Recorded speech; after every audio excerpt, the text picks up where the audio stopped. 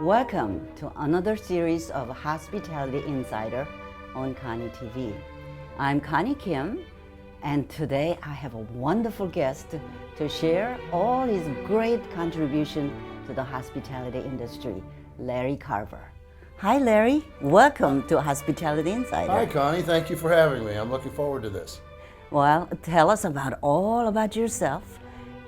About me personally? I don't know if there's much to tell. I was born and raised in Kansas and got into the construction and hospitality industry around 1969 or 70, and I went to work for Carver Associates in Wichita, Kansas.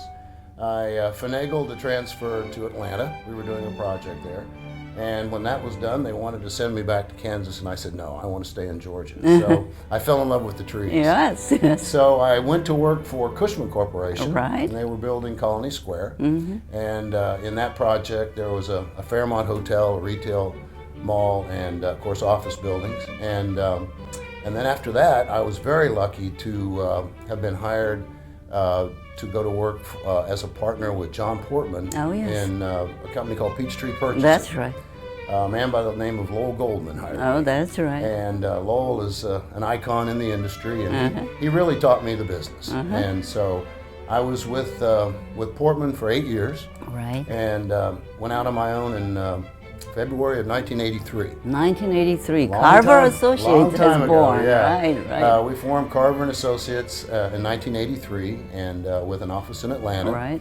And also had an office in San Francisco. Right. Our first job really was an 1,100-room hotel in San Francisco, and then after about a year, we put an office in Boston, and so we had 3 offices right off the bat. Wow, fantastic. I think our first year of breaking $100 million in volume was 1987. So.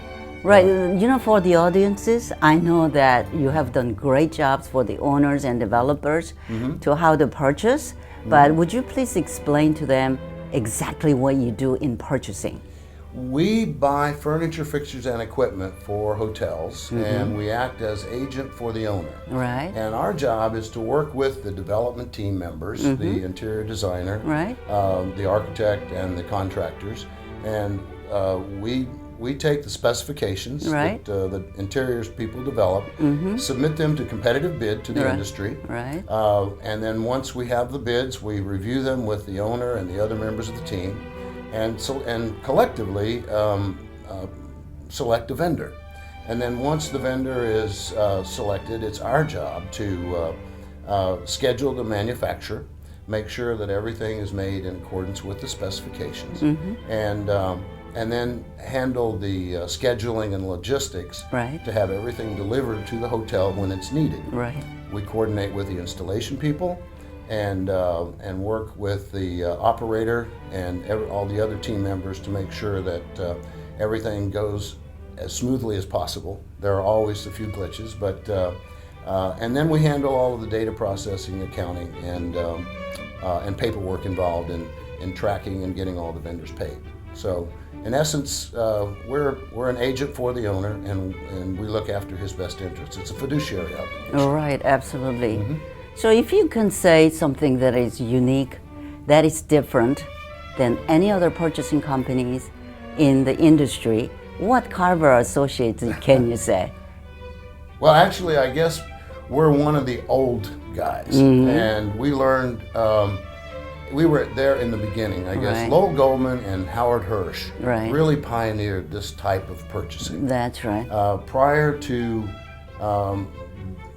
those two fellows initiating the agent-only concept, the only way that you could furnish a hotel was really to go through a furniture distributor or a dealer or that sort of thing. And they really pioneered the concept. And back when we first got started, we had a tough time explaining to the manufacturers exactly who we were and how we were working. Your role? Now this industry has grown and matured, and it's become a very viable, integral part of how you develop and open a new hotel. Right. So I guess I don't know that we're any different than the ones today, but I do feel like we were kind of on the cutting edge. We were pioneers, and I'm very proud of that. Yeah, actually. that's great. It's a new industry. Absolutely, you have been really serviced the industry for a long time, and with all the great things that you have done, what is it something that you can share with the audience that's memorable? Oh my goodness. There are so many stories, and that's what makes this business so interesting. Every hotel is different. Every hotel is unique, and there are so many little stories, like the truckload of tables that went off the cliff in Colorado. Right. And when we were installing that hotel in the middle of a blizzard, and I can't really finger one extremely unique event. There are just a million little ones. Right. And every job is so different, and every job has its unique challenges. Right. So it's just a fun business. Right. It's a fun business to be in. Can you share with the audiences that some great hotels that you have installed? Oh yeah, we've been very lucky over the years. We've had some extremely nice and good clients. We've worked with when Meridian Hotels first came to the United States. I was with Portman then. We were fortunate to open their first 3 hotels. Right. We've worked with Shangri-La. We worked with Meridian. We've worked with, of course, Hyatt, Hilton, Marriott, all of the brands, and the thing, we work for the owners. So we, as a result, we're very fortunate to get to work with all the different brands. Now hold that thought, Larry. Okay. That when we come back, we're going to find out all these other great hotels, but more importantly, there is one great project that he's involved now that you're going to learn all about it. Don't go away. Hi, I'm Didi Kim with Darf Design, and you're watching. And you're watching. And you're watching. And you are watching. And you're watching KoniTV. KoniTV. KoniTV. KoniTV. KoniTV. The first internet channel for the hospitality industry. Watch and follow who she brings and what she brings to show you, to inspire. KoniTV.TV. I love it.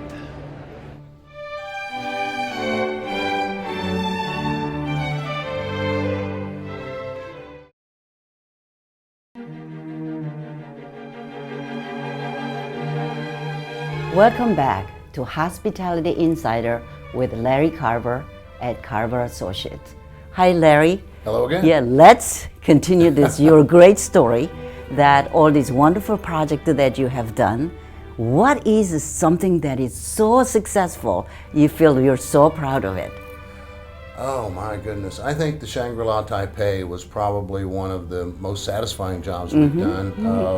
It was several years ago, and it was a beautiful project. Chana Sambita was the designer out of Long Beach, and it was, of course, very custom property. And it was one of the first jobs that we'd done that far away from home. Overseas. And of course, China wasn't as prolific as it is now. Exactly. So, most everything then was made in the United States, which was gratifying. Right. And the hotel turned out to be a beautiful property. And I guess that was one of the smoothest projects that we had done. And when it was all over, it was gorgeous, it was beautiful, everybody was happy, and that's your ultimate goal, by the way. Well, that is amazing, because it's being an overseas, I would think the challenges must be even greater. But that's fabulous. Well, they were greater then than they are now. That's right. You're so used to working overseas now, and it's a global industry. That's right. And all of the manufacturers are used to shipping containers and that sort of thing. So, but back then it was kind of new, and That's so right. we kind of were feeling our way as we went. Yeah. And when it turned out well, we were really happy. Very happy. Yeah. Yeah. So before we get into this big project that everybody's anticipate to hear, give us a little bit of a trend when you started, now. What is it that you see changed most? Oh, well, I'm going to say a cliche, I guess, because you hear this in all the events that are happening now, but it's hotels are less function and more comfort and more home, and I know when we first started back in the 70s, my goodness, you were trying to put things in at the lowest possible price, and they were functional and just something that would last and be serviceable.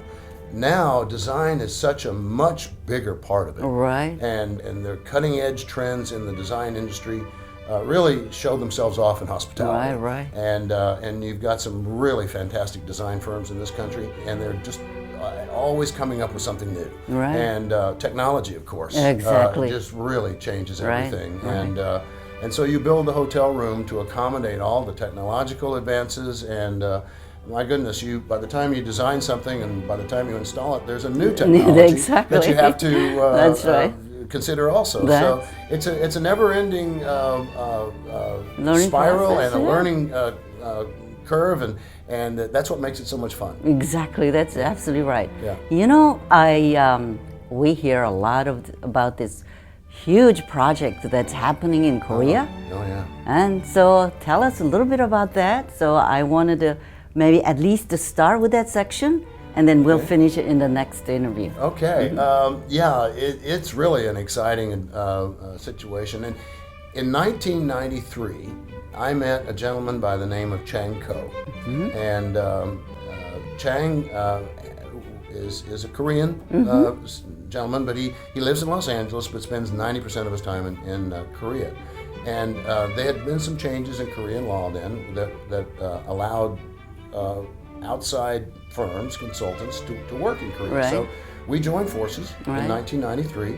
We did several nice projects together, along with Frank Mingus of Mingus Oh yes, Design. right. Yeah, back in the I 90s. remember him. Yes, Oh yeah. He was a great designer, and we did some really nice hotels in Korea. And then of course they had their financial problems in '98, and so a few years of not too much. But then around 2007, I believe, Chang started doing some work with Mayor Park in Guri City. Guri is a suburb of Seoul. It's a city of about 200,000 people. Right. And Mayor Park said he wanted to redevelop the city. Right. So he hired Chang, and we worked together. We hired Portman, my old alma mater, to do the master plan for Guri City.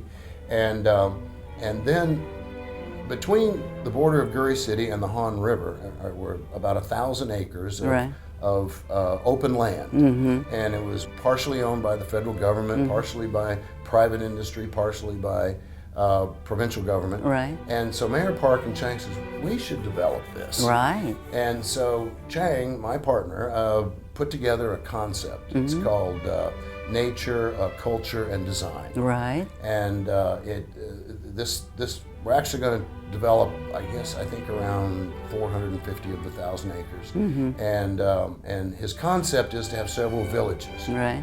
There's the focal point is a design center, a Guri World Design Center, which will have a trade mart and an exhibition hall and various things, and also a school for design. Oh, okay. And it's a huge undertaking, and we've been working on it. Chang has been working on it for 7 years now, and we've been involved with six on it. And it has a lot of. It's got theme parks. It has 3 hotels. It has a cultural center. It has condominiums and offices, and it's a city. It's a and it's about city. a $20 billion development. Wow, that's incredible. Yeah. And so hold that thought, Larry. Okay. So when we come back, we want to learn a little more about this Guri City. One of the biggest design centers is going to be in the world, in Korea, called Guri City. Congratulations, KoniTV. Congratulations, KoniTV Congratulations, KoniTV. The first online Internet TV station. for the hospitality industry. Congratulations, KoniTV. If you have not started watching it, you definitely should. Join us now.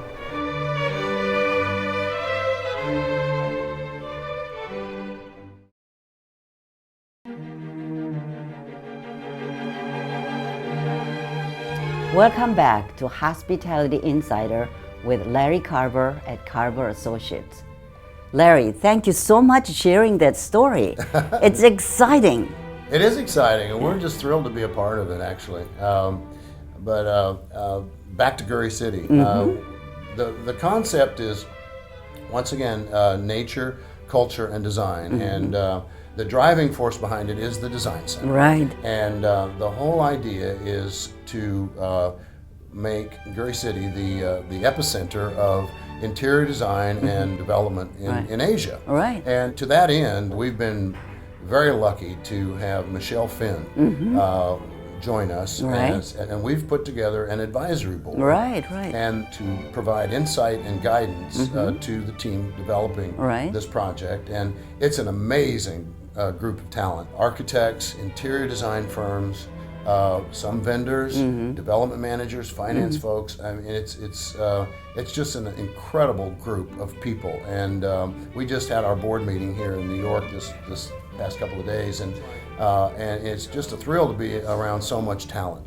But where we are right now is the politics, as you can imagine, are incredible because you have the federal government, city government, and all of these folks, and Democrats and Republicans vying for position on this whole thing. But I believe we're almost there. The whole impetus over the last few years has been to get the release of the green space from the government. That's great. And I believe we're almost there.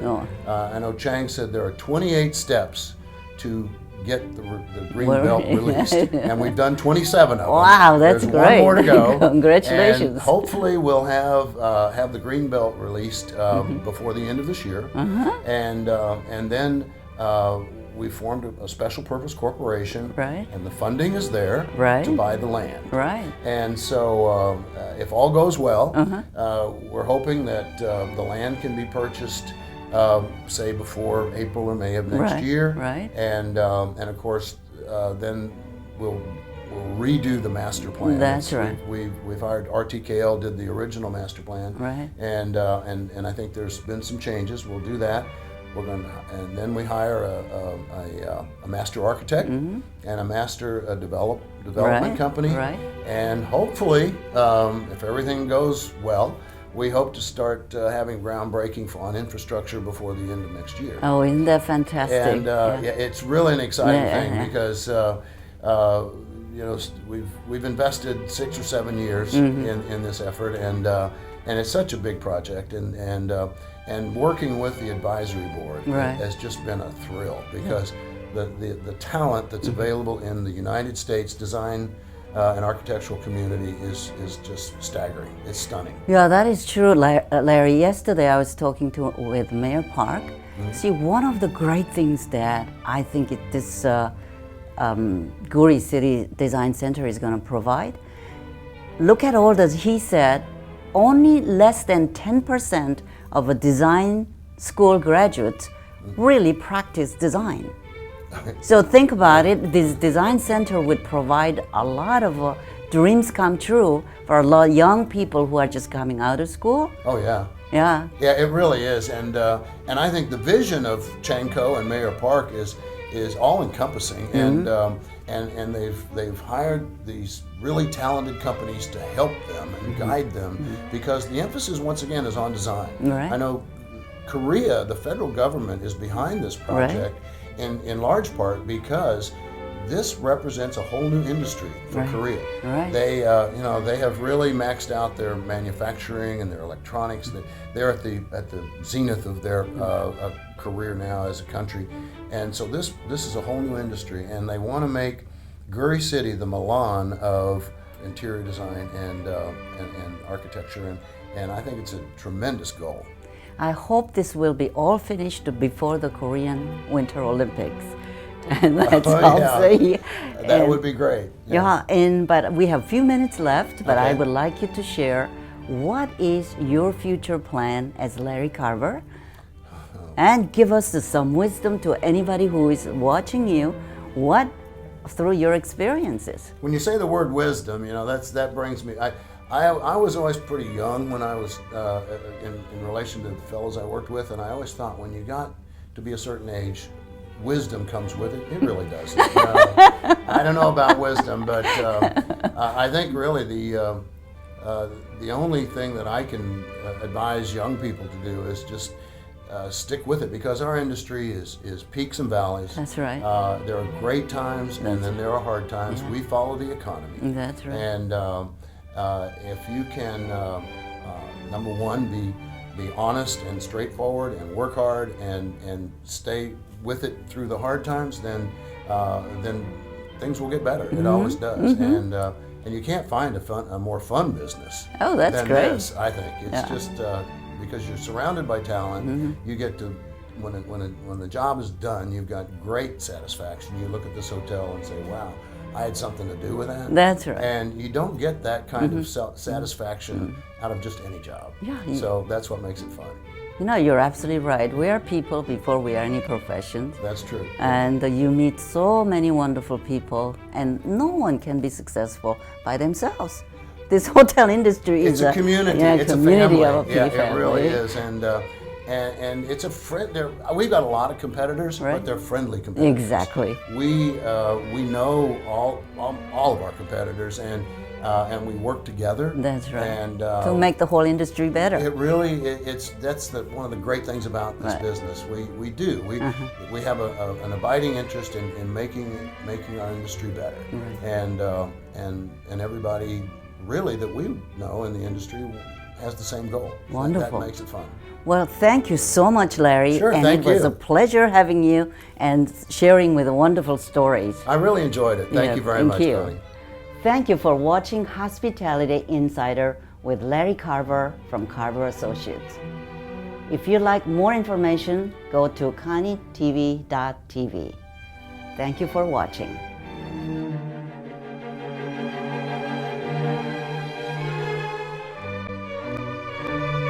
This is Ken Salyer with Tricus, and I want to thank you for watching. You're watching. Thanks for watching KoniTV. KoniTV. KoniTV. Watch it every day for the latest hospitality news, hospitality trends, or whatever you desire to find out in the hospitality industry. Come join us now at KoniTV.tv.